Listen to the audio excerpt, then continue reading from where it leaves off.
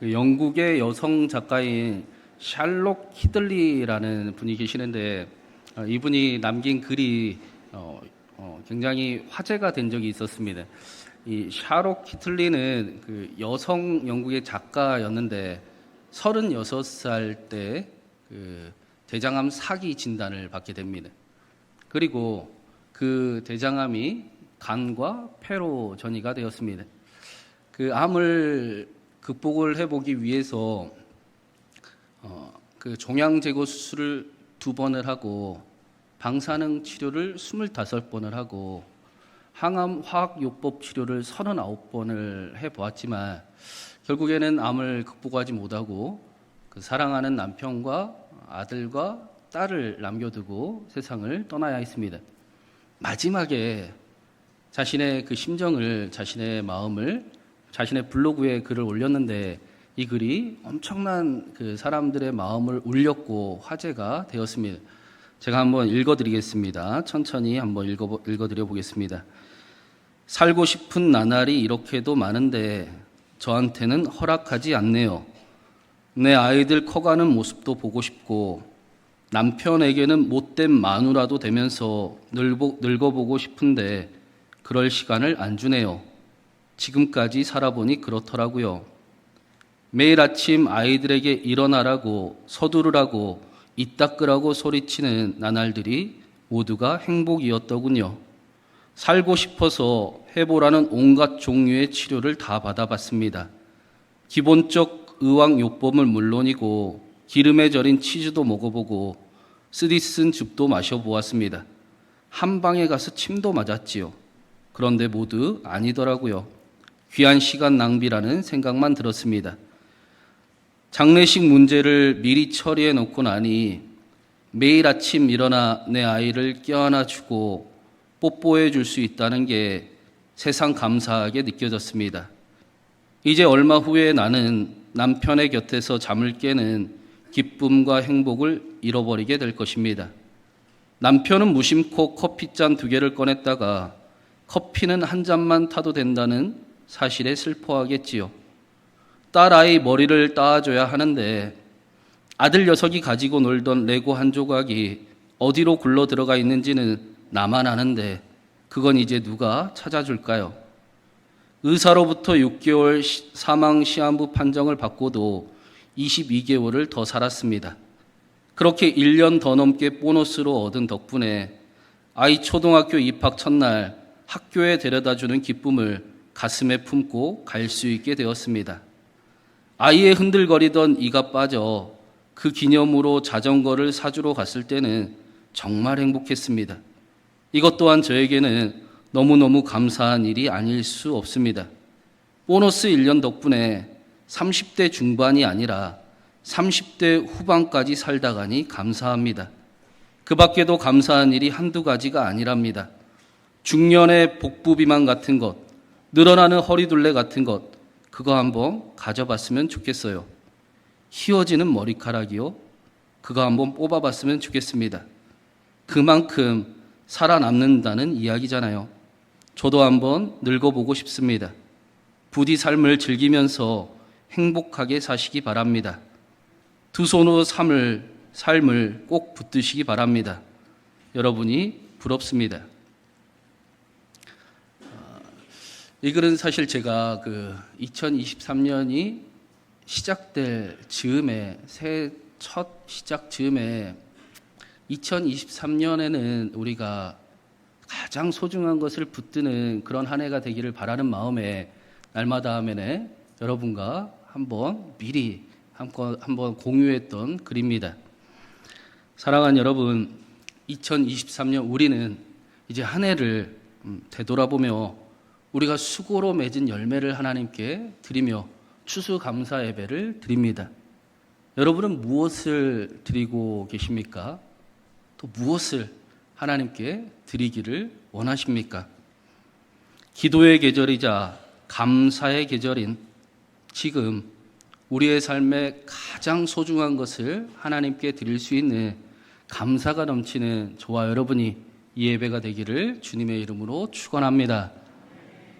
오늘 말씀에서도 세상에서 별로 다르지 않게 삶을 살아가던 이들에게 엄청난 변화가 나타난 말씀을 우리에게 전해주고 있습니다. 그들이 사랑하던 것들, 가장 소중하게 여기던 것이 완전히 바뀌는 장면을 우리가 보게 됩니다. 우리 37절 말씀을 먼저 한번 같이 읽어보겠습니다. 37절입니다. 그들이 이 말을 듣고 마음에 찔려 베드로와 다른 사람들에게 물어 이르되 형제들아 우리가 어찌할꼬 하거늘. 베드로의 설교를 듣고 사람들이 마음에 찔림을 얻었습니다. 베드로의 설교를 한 구절로 한 절로 표현을 한다면 36절에 너희가 십자가에 못 박은 예수를 하나님께서 주와 그리스도가 되게 하셨다라는 말씀이었습니다. 이 말씀을 듣고 사람들의 마음에 큰 찔림이 얻었습니다. 이 찌르다, 찔렸다라는 단어는 단순히 마음이 양심의 가책을 느꼈다 정도가 아니라 아예 꿰뚫어졌다, 뻥 하고 뚫렸다라는 뜻입니다.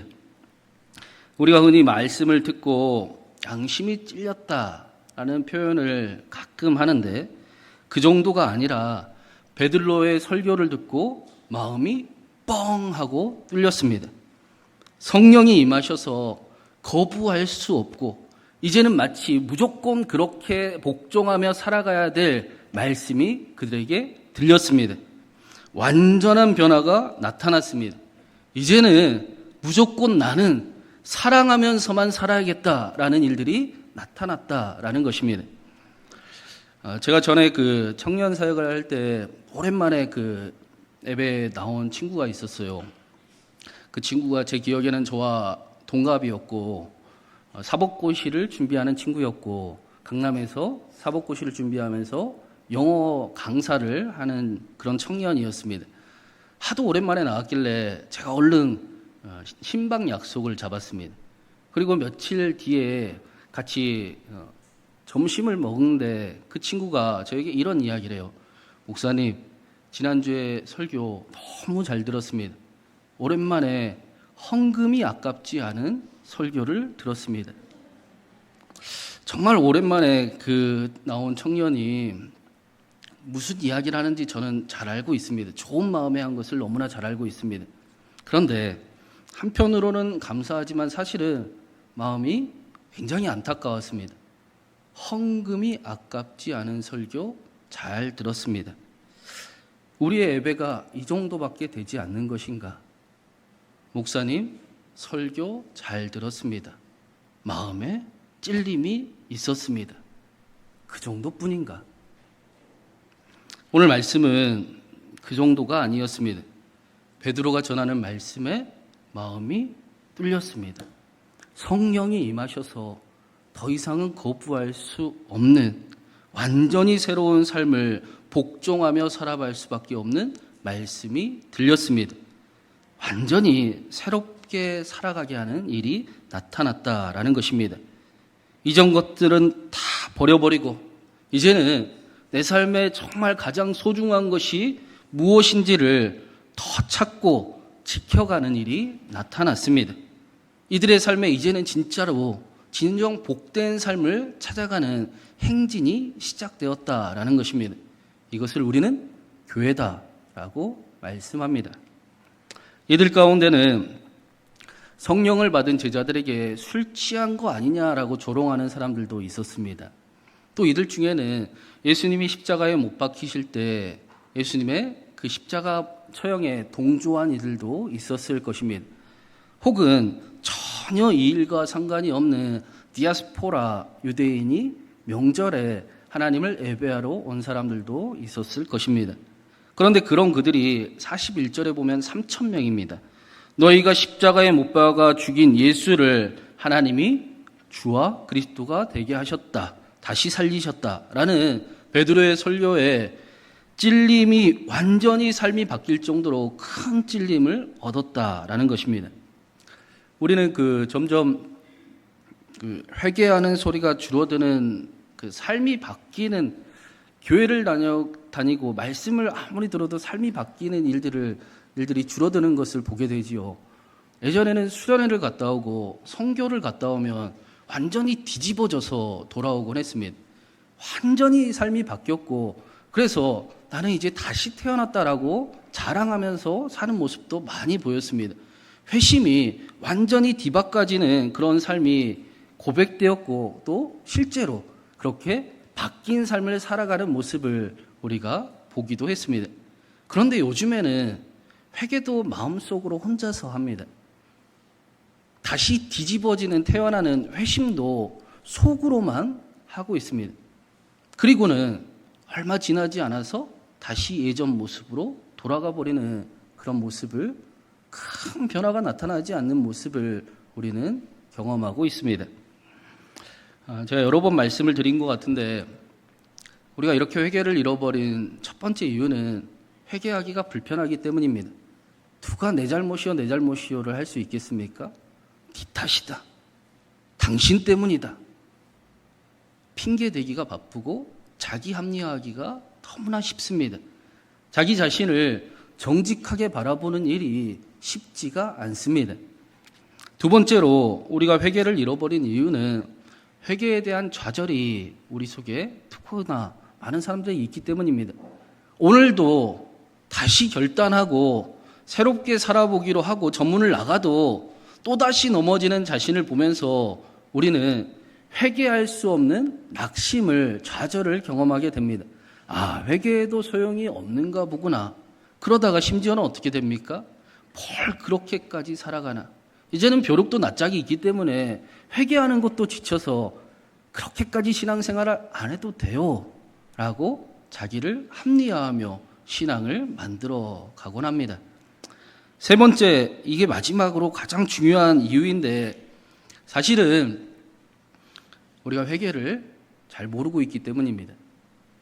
오늘 말씀에 베드로의 설교를 들은 많은 사람들이 마음에 큰 찔림을 얻었습니다. 사람들은 이게 회개라고 이야기를 하는데 사실은 이거는 정확하게 회개는 아닙니다. 마음을 꿰뚫린 그들이 아무 일도 없다는 듯이, 어쩔 수 없다는 듯이 그냥 지나치지 않았습니다. 분명히 이제까지처럼 나는 잘못 없는데요, 내가 한 거 아닌데요, 나하고는 상관이 없는데요, 빌라도와 대제사장들이 한 일 아닙니까? 라고 탓할 수 있었지만 그렇게 탓하지 않았습니다.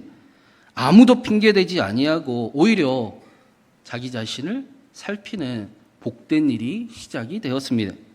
베드로가 뭐라고 말씀을 했습니까? 너희가 못 박은 예수 그리스도를 하나님께서 주와 그리스도가 되게 하셨느니라 라고 말씀했습니다. 여기에 내가 언제 예수님을 못 박았습니까? 나는 그런 적이 없는데요. 2000년 전 이야기 아닙니까? 라고 생각하는 사람들은 사실은 아직 진짜 회개를 해보지 않았습니다. 회개를 경험해 본 적이 없는 것입니다. 내가 예수 그리스도를 십자가에 못 박았습니다. 나의 죄를 위해 예수님께서 십자가에 달리셨습니다. 그런데 나는 지금도 예수 그리스도를 십자가에 못 박고 있습니다. 더 이상은 이렇게 사는 삶이 지칩니다. 이러다가는 정말로 멸망할 것 같습니다. 하나님께서 주와 그리스도가 되게 하신 예수 그리스도를 내가 알기를 원합니다. 그리스도께서 부활하신 것처럼 하나님께서 나도 살리실 수 있습니다. 내가 하나님께 나아갑니다. 이러한 고백이 진짜 회개의 고백입니다. 오늘 말씀에서 그래서 사람들이 베드로에게, 제자들에게 묻습니다. 형제들아, 우리가 어찌해야 하겠습니까? 어찌할꼬? 그들은 자신들의 삶의 문제가 바로 자신들로 인함이었음을 거부하지 않았습니다. 그래서 무엇을 어찌해야 되는지라고 찾습니다. 알고 싶어 합니다. 베드로가 이들을 향해 이렇게 말씀을 합니다. 우리 38절 말씀도 같이 읽겠습니다. 베드로가 이르되 너희가 회개하여 각각 예수 그리스도의 이름으로 세례를 받고 제사함을 받으라. 그리하면 성령의 선물을 받으리니 베드로는 마음에 큰 찔림을 얻은 이들에게 회개하라 라고 말씀합니다. 마음에 찔림을 얻은 것이 회개가 아니기 때문입니다. 자신의 잘못을 자복하고 깨끗해지는 것이 회개가, 씻어내는 것이 회개가 아니기 때문입니다. 신앙생활을 내가 이제껏 잘못했습니다 라고 고백하는 것이 회개가 아니기 때문입니다. 사실은 진짜 회개는 예수 그리스도와 함께 죄악에서, 사망에서 이기는 것을 성경은 회개다라고 말씀합니다. 회개는 이기는 것이 회개입니다. 내가 넘어졌습니다. 내가 잘못했습니다. 그러나 나는 다시 일어나고 싶습니다. 그래서 내가 하나님을 찾습니다. 하나님께서 나사렛 예수를 그리스도가 되게 하신 것처럼 나도 다시 살리실 수 있습니다. 내가 하나님의 사랑과 능력을 보여주신, 확증해 주신 예수 그리스도를 믿습니다. 하나님, 나를 여전히 사랑해 주셔서 감사합니다. 하나님, 나도 하나님을 사랑합니다. 이것이 성경이 말씀하는 진짜 회개입니다. 우리 삶의 변화는 우리가 눈물을 흘리면서 우리가 새롭게 살아가기로 결단한 데 나타나는 것이 아니라 예수 그리스도께서 우리를 위해 십자가에 달리심이 믿어지기 때문입니다.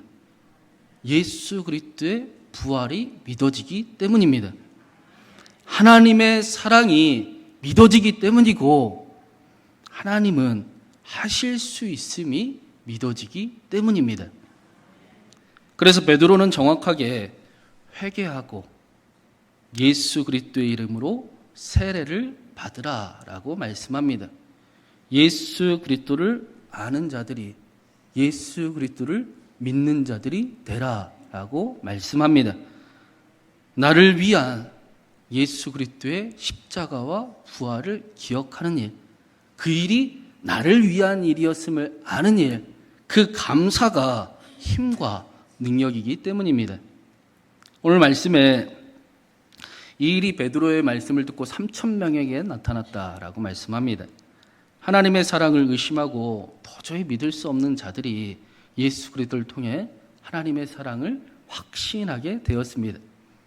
세상의 가치를 따르던 자들이 이제는 무엇이 자신의 삶에 가장 소중하고 가치가 있으며 또 그것을 무엇을 이루며 살아가야 되는지를 알게 되었습니다.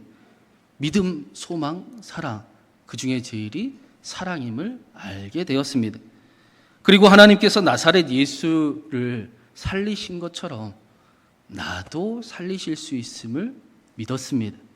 아니, 이제 새롭게 하셨음을 경험했습니다. 그래서 이전 것들은 버리고 이제는 내 삶에 정말 소중한 것들을 더욱 찾고 지켜가는 삶을 살아가기를 힘씁니다. 우리는 그곳을 교회다라고 부르고 있습니다. 그래서 교회는 예수님께서 행하신 일이 나를 위한 일입니다 라고 고백하는 감사가 있는 공동체입니다. 하나님께서 행하신 일을 오늘 찬양처럼 기억하고 지키며 더 경험해 나아가는 공동체입니다. 그래서 초대교회의 모습은 이런 모습이었습니다. 우리 마지막으로 42절 말씀 같이 읽어보겠습니다. 42절입니다.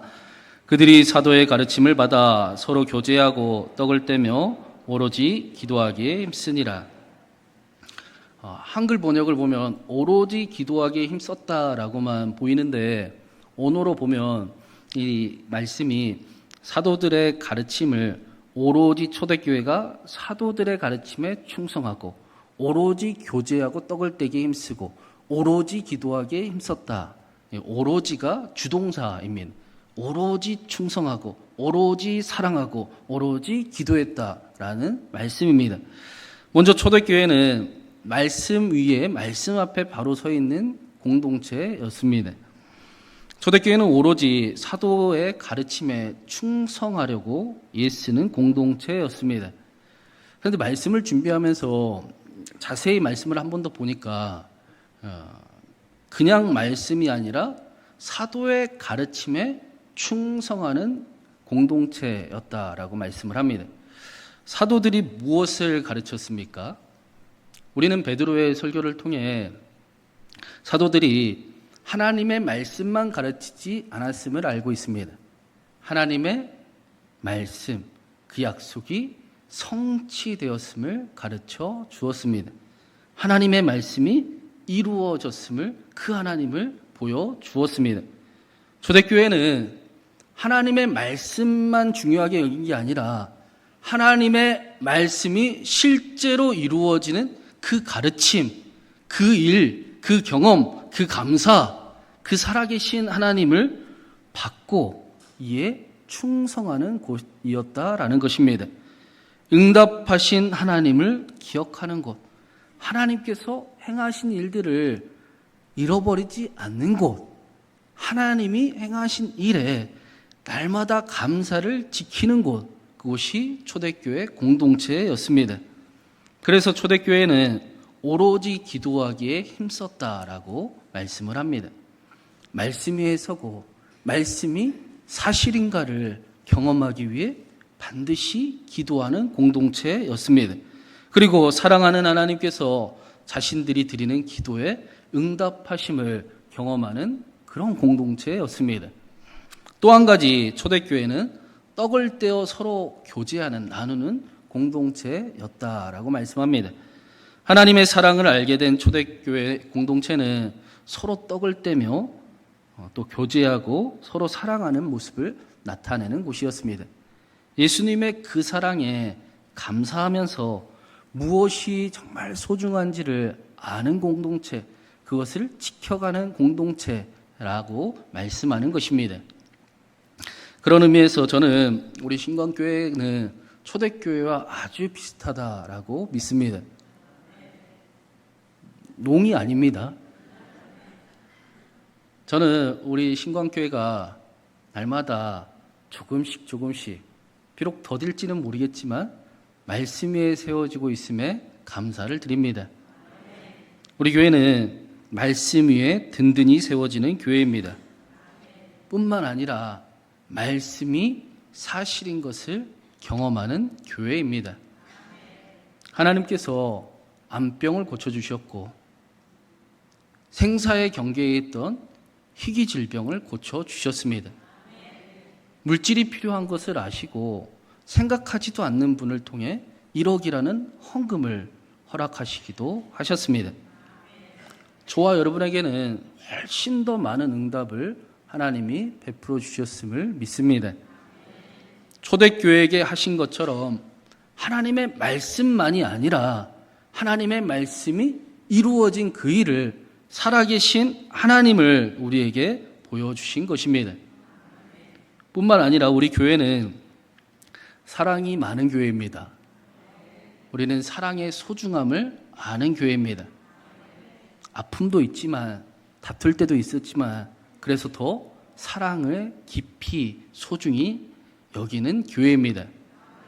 지난 한 주간에 고린도전서 말씀을 나누면서 사랑의 소중함을 더욱 묵상을 했습니다. 우리는 사랑의 소중함을 압니다.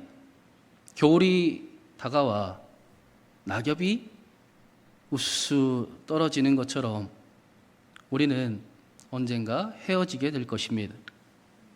그래서 우리는 평생 함께 할 것처럼 지지고 볶고 다투기보다 함께 있을 때 사랑하기에 힘쓰고 함께 있을 때 더 서로에게 힘이 되며 함께 있을 때 사랑을 원하는 그런 공동체입니다.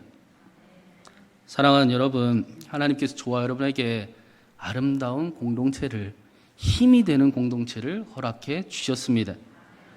바라기는 우리가 할 수 있을 때, 저는 있을 때 잘하라는 말이 굉장히 좋아합니다. 할 수 있을 때 서로에게 큰 힘이 되고 서로를 통해 하나님의 얼굴을 바라볼 수 있는, 서로가 서로에게 기쁨이 되는 그런 저와 여러분이 되기를 간절히 바랍니다.